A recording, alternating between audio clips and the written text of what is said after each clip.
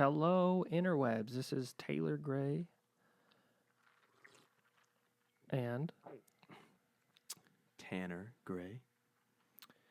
we are two brothers new to the internet. We've never used it before. This will be the first time. It's our first podcast. We don't have a name, don't have a logo, haven't set up any of that shit. Nothing. But we're here to talk about some real shit, man. We're here to do it. We are obviously millennials. We're going to talk about millennial shit. That does not mean snowflake shit. But we are here to talk about things. So, here we go.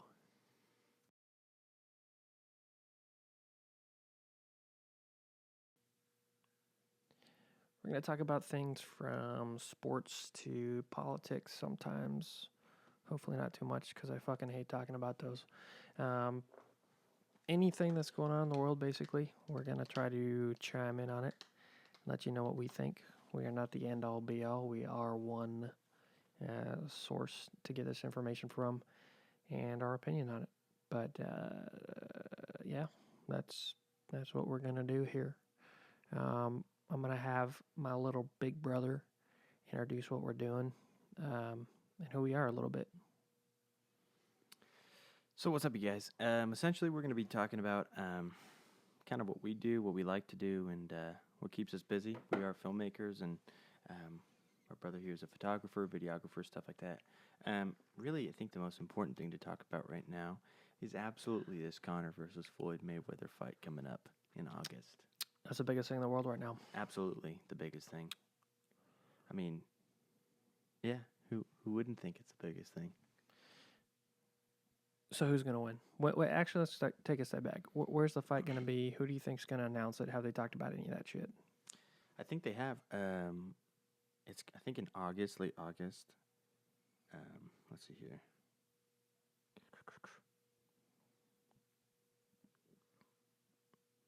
Spoiler alert, I do think there's a big shot for Conor to come out with his fisticuffs and beat the shit out of Floyd. Boom. August 26th at the T-Mobile Arena in Paradise, Nevada. How far away is that from Vegas? Good question. A couple hours, it looks like. Just totally bullshitted there. No idea. Right now, the fight card is one single fight, Conor versus Floyd. That they are going to make so much money. It's scheduled, I think they said, somewhere around $180 million between the two. That is crazy. Oh, 180. I thought you meant 180 between the two fights. Two fighters. Two fighters, correct. Gotcha. Predictions. What do you think is going to happen? I know that they're talking about it being like a 20-1 Floyd. I think a couple of factors. Yeah, I think a couple of factors. I'm by no means some like boxing aficionado or MMA aficionado, but I would say I think compared to Floyd Mayweather, Conor has to be a novice at boxing, right? I mean, he's had several years boxing, and he's been doing it for quite some time. What people are talking about is his mentality and his hands that are really. He has the ability to knock Floyd out. I think Floyd's been hit badly less than 10 times, something like that, throughout his career. Yeah, I would say so. I think the fact that he's a southpaw, and I mean, really historically, that's who's given him problems. Floyd, speaking of Floyd, of course. I mean, Conor is got to be one of the best southpaws on the planet Earth right now. So I mean, if you look at it like mathematically, I would say Conor has to have a chance just because he is tough, mentally tough, and Floyd's a smaller human being. So, and you got to give him some advantage. I think my actual prediction for the fight, I think it's going to go 12 rounds. I think there'll be 2 or 3 exciting parts where Conor at least catches him or looks like he catches him, gets him hurt, looks like he gets him hurt, and then it's going to go 12 rounds. Unanimous to Floyd. That's my gut. Which I think, let me add on, I think it would be better as far as boxing and MMA fans if Floyd wins by decision. I think that's the best possible outcome. Because Why is it better if he wins? Why is it better if Floyd wins? I mean, I think because, I should say it depends on who you're kind of jockeying for to win. I'm not really a fan of Floyd per se. I think he's one of the best boxers of all time, of course. I think I'm saying in the world, if like let's say he's 49-0, right? I think he's 40 plus as far as age goes, 49-0 record.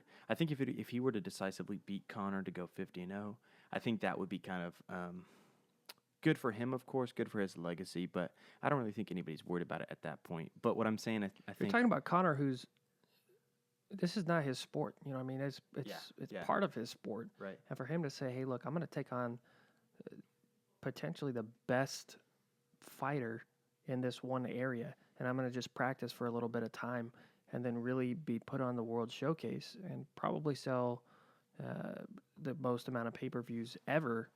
I think that's crazy, and I think so too. And I think that there's a lot of people that are going to take the bet, even if it's 5-1 odds against Conor. I think there's a lot of people that are going to still take Conor over Floyd.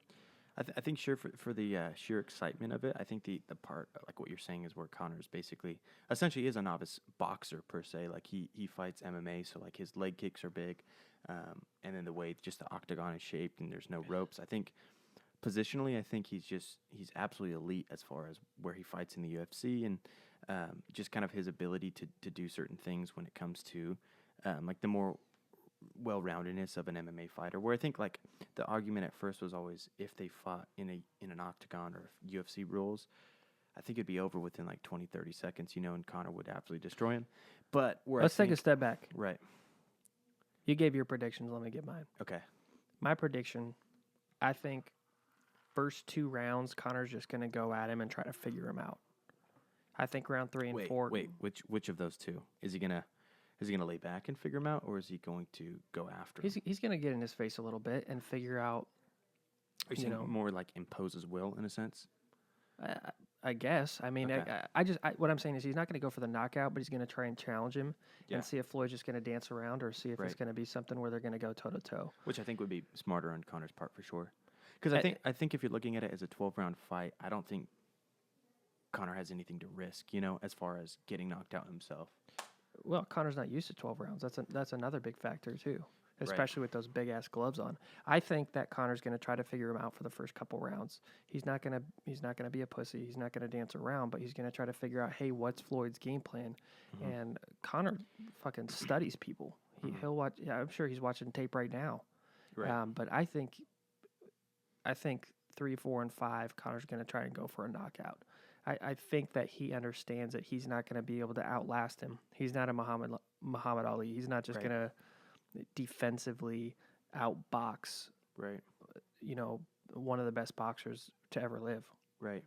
And I agree. I think really for Conor's part, I think anything where he is in one advantageous position inside the ring at all is advantage to Conor as far as like the rest of his career. I don't think Floyd's in the business of fighting really really tough opponents after this. Like I don't really think it's going to do anything for him and for his legacy. Like if he goes 49-1 against Conor, I mean that's like there's a caveat there because of who Conor is. But if he goes 49-1 against I don't know Timothy Bradley or Manny Pacquiao, I think there's just saying, oh, maybe he's not the greatest boxer. But if he were to just get KO'd with a left hand from Conor, I think that speaks to more to Conor than less of Floyd. Something we were talking about earlier, and I think we want to bring up again, is a double standard in sports a little bit. There's I mentioned Muhammad Ali earlier. Right. The whole transition from what was it, Cassius Clay to Muhammad Ali, and everyone.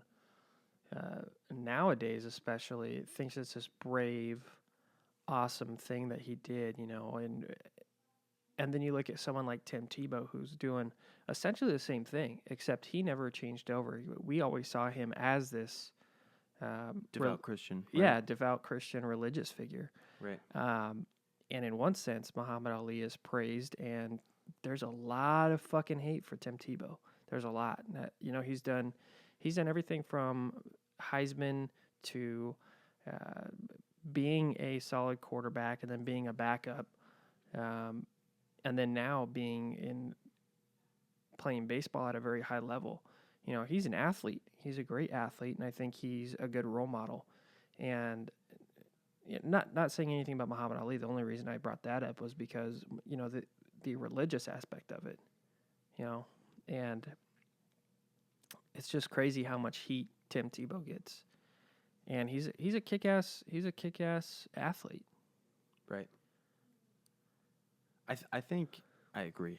And I think it's interesting to point out, as people in general that are not like Sunday every Sunday churchgoers, like me and you are not. I think it's interesting to see that really there's no real bias. It's just as far as like we're concerned. But I think Why do you think people hate him so much? um, I saw this clip on Right. YouTube where people were just saying, "You spent your whole life playing football, and now you're just gonna go and try to do someone else's dream, which is play baseball. How dare you? Blah blah blah." Yeah, I think if that was anybody else in the world, there are several people that have jumped across sports. Michael Jordan, right? He did that. Bo Jackson, he did that, right? right. So, and you have these people where Even like smaller athletes, not smaller, but I mean Lolo Jones, I think was her name. She was like an Olympic athlete, and then she transferred over to like bobsledding, and then she made the team because of her like celebrity status, and people were like, "Oh yeah, that's kind of whack," and then just kind of moved on from it. I think to speak to why there is hate for Tim Tebow. I mean, I said it before, but I think it really comes down to he's not really offering people to easily hate him. You know, like he's not really like a Johnny Manziel where like he's acting foolish or he's into drugs or anything, or he's like a hypocrite. Like I feel like if he was hypocritical, then that'd be easy to be like, oh yeah, look at Tim, like we all knew all along, that's why we hated him. But because he's not been hypocritical at all, and I don't think he's really exemplified anything but being a great person, I think that's honestly, in a weird way, I think that's why people kind of have a lot of hatred for him, which is weird because I mean, you look at it, you think like I saw the people saying you're taking someone's dream. Look, he's playing like Class A for like some fucking what are they called, like Butterfly or something, like Wings, like some crazy Class A team. He's hitting I think like 220 and change with a couple of home runs and some RBIs. Like he's doing decently, but it's not like he's living someone's dream. Like he's not taking up somebody's roster spot in Class A. Like if you're anybody in baseball and you're like your high draft pick, you're expected to kind of vault through their system because you're pictured as like a big league, eventual big league player, like a cornerstone of that franchise. Whereas like Tim is a Heisman winning, playoff winning quarterback, who's playing like again Class A. That's not even like single A or double A or triple A. Like everybody knows, like he is still leagues away from being able to even play or start in the major leagues. Like I don't really think it's about any kind of I don't know. Like it's not like he's having this crazy success, and we hate him for that either. It's weird. I don't know. I'm gonna be honest. I didn't used to like Tim Tebow. I didn't even know why. I just saw there was all this media attention around him. I thought he was a average to good football player, and I just hated all this coverage that was going around. But now, I see this guy that has excelled at pretty much anything he's done. He was a sportscaster. He called games or whatever he did, and he was a quarterback. Then he was a backup, like I said. And he's excelled, and he's done, and he's been a chameleon of sorts, and he's really adapted to his environment. Right. And he's always been a positive role model. Right. I think that's we need more of that. We don't need these people Absolutely. out there showing partying is the coolest thing to do. Hey, Right. if you want to do something, get after and do it. And he's proved that whatever he wants to do, he will do it. That's what my thought is on the process. Yeah, I agree. I think it's interesting because Johnny Manziel obviously has like demons that he faces all the time, and I think people kind of are empathetic towards him because of the mistakes he's made. But on the flip side, they show no empathy or no understanding of Tim Tebow. I think because of the complete opposite, because he doesn't seem like he has had ever any issues. But I think of it like as following his career, where he played at Florida and was considered the best player in football the year he won the Heisman, reinvented basically their football program. He wins the Heisman, then he goes on and gets drafted by Denver, I think 22nd overall pick. Ends up going like 8-8 or whatever. Wins a playoff game against the Steelers. I think the reason then like the fall off for him, like when he got traded to the Jets, like I think that is really tough. he handled it like a You champ. talking about Johnny Manziel? Or you talking about Tim Tebow. Yeah, Tim Tebow. You said Right. Johnny Manziel. Right. Oh, my bad. Tim Tebow, like I'm saying, that is kind of like the craziness in a professional athlete's life, you know? Like I feel like if simple people like us, in a sense, where if something goes wrong at like a job or in a relationship, I think that's where like the toughness happens, and that's kind of where we show our true grit and character.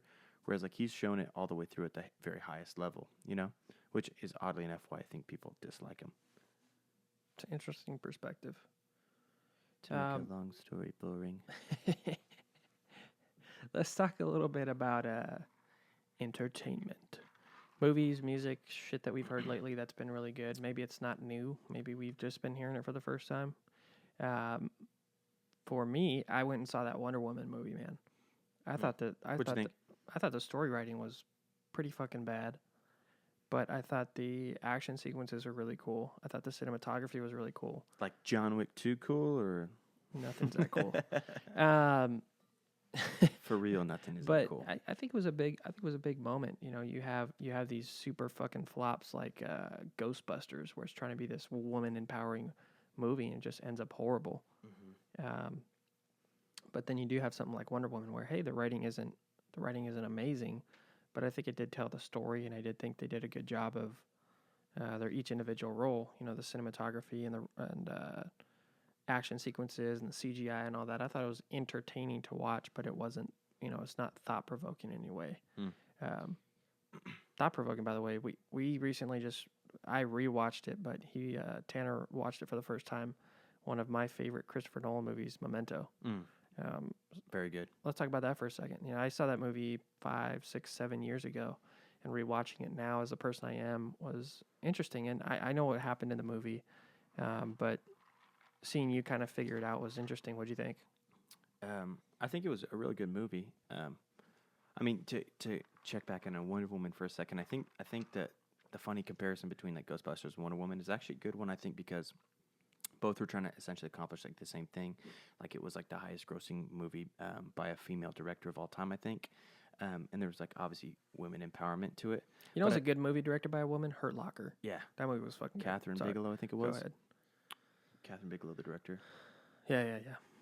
But I think it's funny because I think the audience in America kind of says like, hey, when you overly push it in like this cheesy comedy movie, we're not going to go pay money to see it. But when you put it like you kind of stick to what everybody's enjoying in the last decade and say we're going to fit it within the realm of this like superhero story where it's like this really badass woman, it works, you know, and that's when we're like, oh, that's cool. Like that makes sense when it's not trying to be political or over the top. You're just saying, oh, this is a really cool woman who is saving a bunch of people by being a superhero. Like I think that's when it makes sense.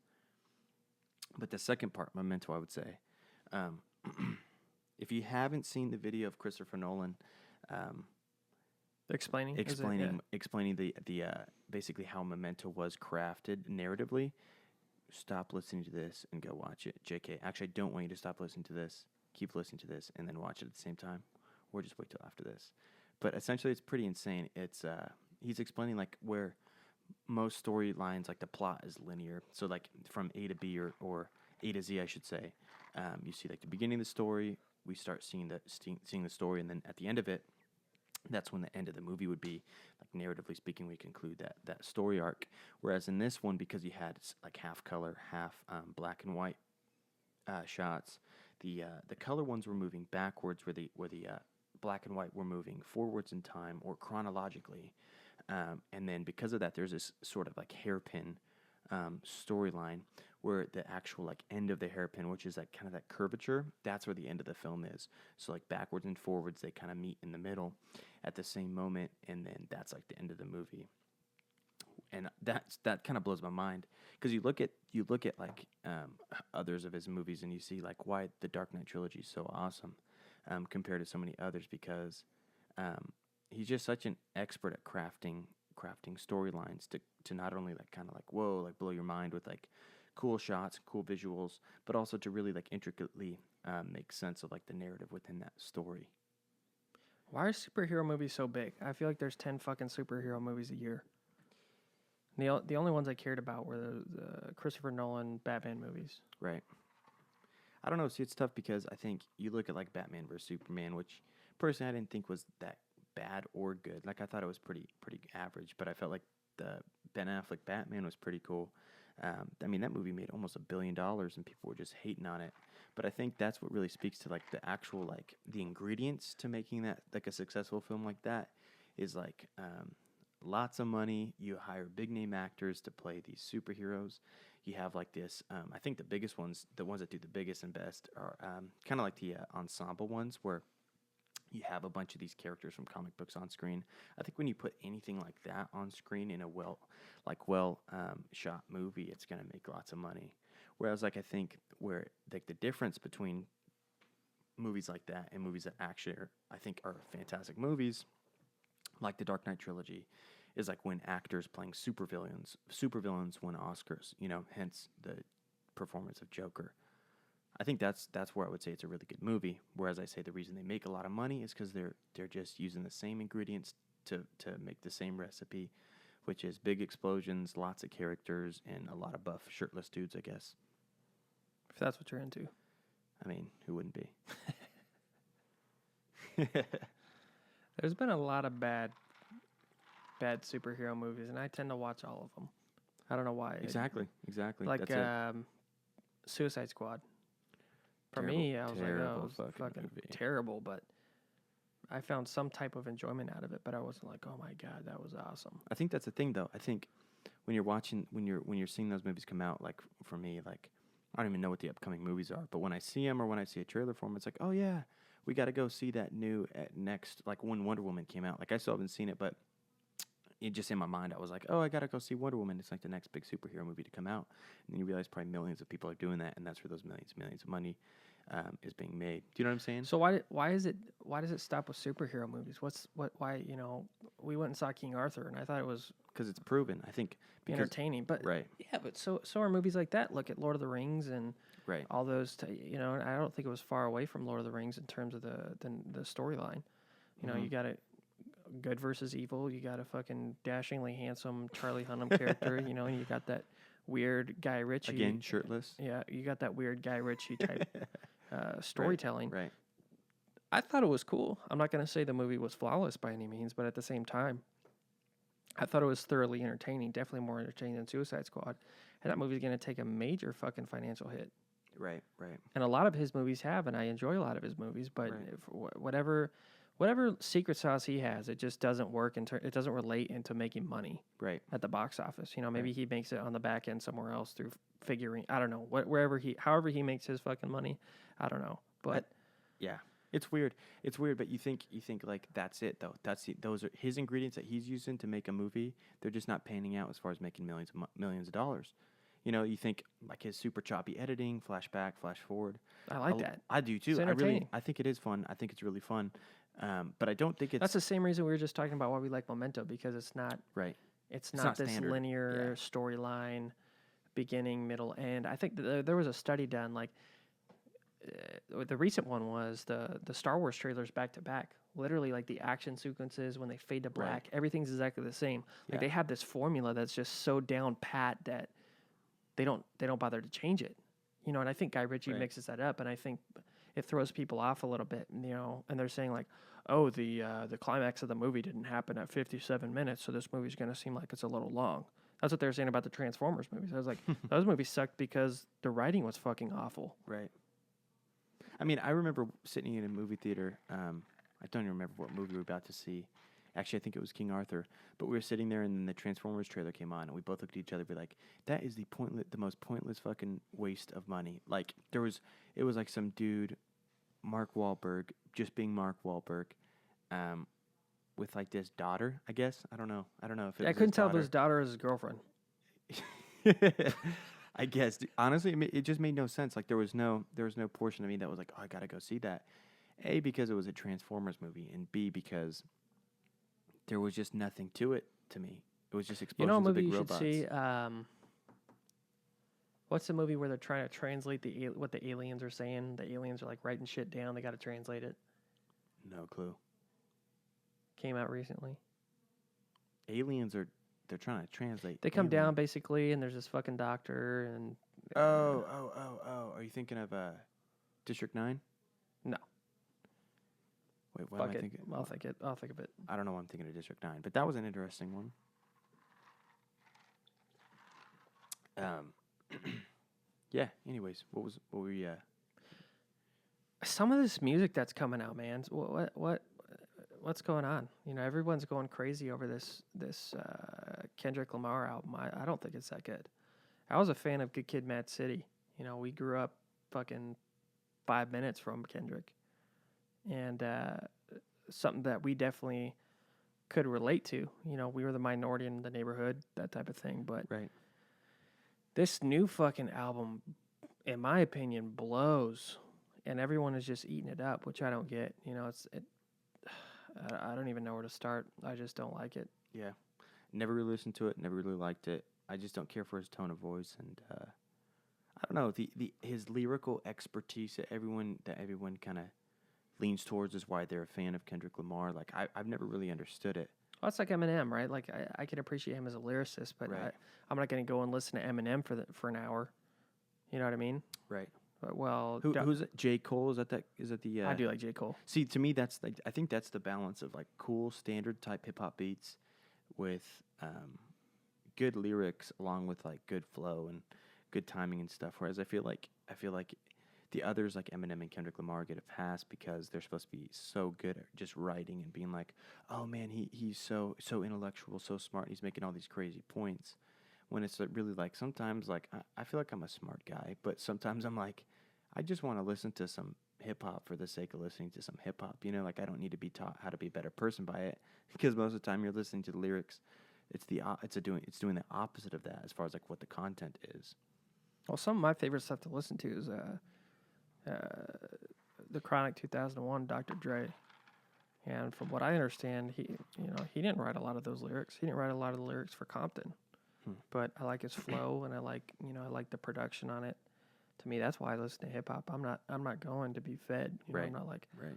man, what can I really do to just be in the zone and really listen to this and Right. focus on this and be a better person? Right. And I feel like if you were to sit down and analyze Kendrick Lamar's lyrics, like I don't really feel like you would be that blown away. Like if you had never listened to Kendrick Lamar and if you had never listened to like somebody like Eminem. Well, look who he's up against, man. He's up against these fucking mumble rappers and.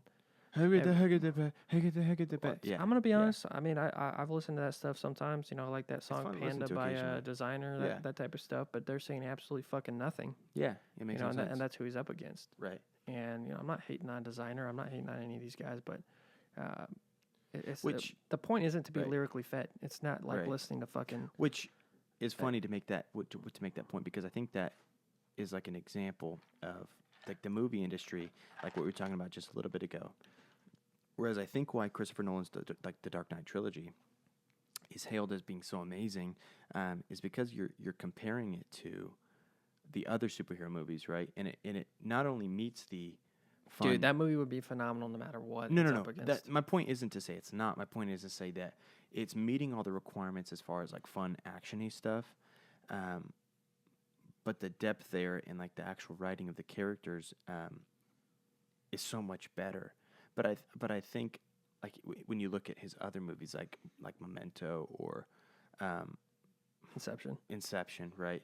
Like they're not really in like some standard kind of they didn't make that in like nearly as much money. But I also think they're just going to be generally considered great movies. Whereas like the Dark Knight trilogy was like, oh, it may very well be some of the best trilogy of all time. Where I think it is very good, but I don't think it's like nearly the greatest of all time. You know? Okay, what's better? Well, I think. Don't say Lord of the Rings. Well, I do. I think those are fantastic as far as movies and the scale of production and kind of who the director was at the time. I mean, the good thing about that, Peter Jackson created a world. You know, he took J.R.R. Tolkien's word and kind of made it into this huge world. Right. He basically fucking turned part of New Zealand into Middle Earth. Mm-hmm. That's crazy. You know, and Christopher Nolan kind of did the same thing. He was looking at a comic book, so there wasn't as much to work with. I mean, people are going to fucking hate on that because there's a million comic books, but J.R.R. Tolkien was so specific with languages and all that kind of stuff. Yeah, he was so descriptive. I take it back. You know, The Dark Knight Rises is my favorite movie of all time. I think no. What I'm saying is that everybody knows that's like my favorite movie of all time. But it's not the best trilogy. I'm realizing now it's the second best trilogy. To what? Lord of the Rings. Oh God. See, I think what makes Lord of the Rings so special is that it took this crazy kind of ridiculous concept to if like I just recently read the Lord of the Rings novels. Speaking of ridiculous, look at The Hobbit. That's like the opposite end of the spectrum. In a lot of ways, it is because it didn't. I don't think it accomplished really what the Lord of the Rings did. You know, like Lord of the Rings came out of like nothing, right? Like you look at the books, nothing really happened for decades, and then this little New Zealand director was like, "I'm gonna make all three of these and make some of the best films of all time," and he did that. But like you think about the whole process, and then the what they ended up as, really, I think. Like the movies that I feel like I've probably shed the most tears on, which is very few because I just don't cry in movies, it'd be those, you know? Like I think those just Really? touch specific parts of me, partly because of my childhood, but I also feel like partly because they're just so fantastic in the sense that they hit you as far as like an emotional level, but also they're really fun, like the big battle sequences, all that stuff. I just think nothing really beats it as far as being in that category. And then I think when you look at the production side of it, I just don't think there's been a trilogy really better than it, with the Dark Knight trilogy being a close second. Well, you know, and I think there's some movies coming out in the near future. 50 Shades of Grey trilogy. That thing's gonna fucking blow. Yeah, I think so. I mean, that's built in. Everything out of the water. It took me I was dating a girl at the time. She wanted to watch these movies, and oh god, it took me about 4 or 5 times to sit through. Even she hated it. Yeah. God, those movies suck. Yeah. I mean, because I literally just Googled the best film trilogies of all time, and the Dark Knight trilogy is what came up first. Google can't lie. Not saying it was number one. It was just like the first trilogy, and then it was like Lord of the Rings and Back to the Future, and then it had a bunch of others. And then as I'm Is looking Back to down, the Future a trilogy? I have no idea. I've never seen any of them, but I just don't see most of those movies anywhere near as close. Like I love the Man with No Name trilogy, or for a few dollars more, whatever the fuck they call that movie. Eastern Promises? No.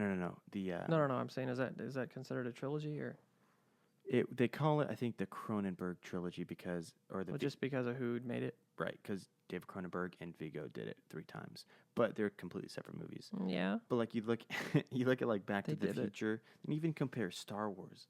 Like as movies, I just don't think those come even close to the movies that are the Lord of the Rings, the Dark Knight, and shit like that. Like I don't even think it comes close. Well, folks, this is going to be a quick one. We more of an introductory to what we're going to do, sitting around here in this Hey, bullshit. by the way, what is your favorite kind of porn? What's my favorite Jason Bourne movie? Yeah, The first one, obviously. it's got to be. All right, interwebs. Goodbye. folks. Oh, man. Goodbye. That's it. Later.